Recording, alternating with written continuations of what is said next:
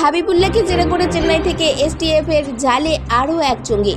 প্রথমে পশ্চিম বর্ধমানের কাকসার মিরেপাড়া থেকে গ্রেপ্তার হয় বাংলাদেশের নিষিদ্ধ জঙ্গি সংগঠন আনসার আল ইসলামের শাহাদাত নামের গ্রুপের সদস্য মোহাম্মদ হাবিবুল্লাহ।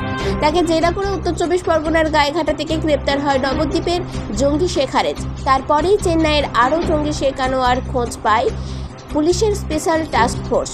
কে এই শেখ আনোয়ার? পূর্ব বর্ধমানের মঙ্গলকোটের কুলসোরা গ্রাম এলাকার বাসিন্দা। তৃতীয় শ্রেণী পর্যন্ত পড়েছে। 3 বোন আর বাবা মা আছে বাড়িতে।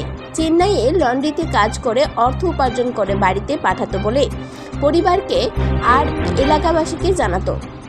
জঙ্গি সংগঠনের সদস্যরা শাহাদাত নামের একটি গ্রুপ তৈরি করে সদস্য সংগ্রহ শুরু করে।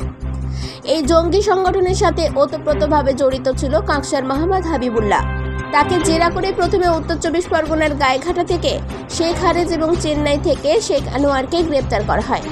ব্লগ থেকে নানান ধর্মীয় উস্কানিমূলক এবং নানা দেশবিরোধী খবর ছড়িয়ে দিত। চেন্নাইয়ে বসে এই কাজই চালাতো সে। শুক্রবার দেশদ্রোহিতার মামলায় গ্রেপ্তার করা হয় আনোয়ারকে।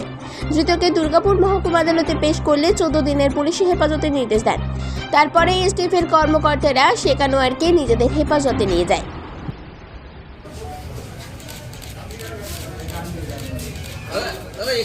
একটু দাদা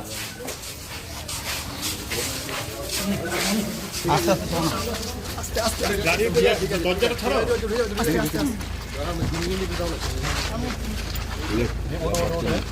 আস্তে উঠে চাবি দেবো হ্যাঁ ঠিক আছে পেছনে আসুন বললি না আজকে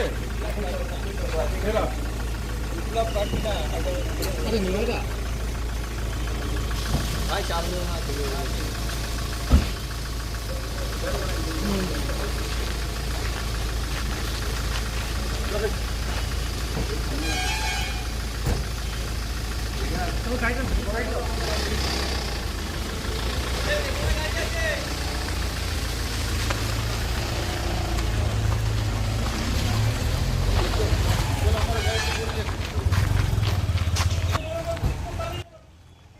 দুর্গাপুর থেকে কৌশিক বাসু রিপোর্ট 99 নিউজ বাংলা।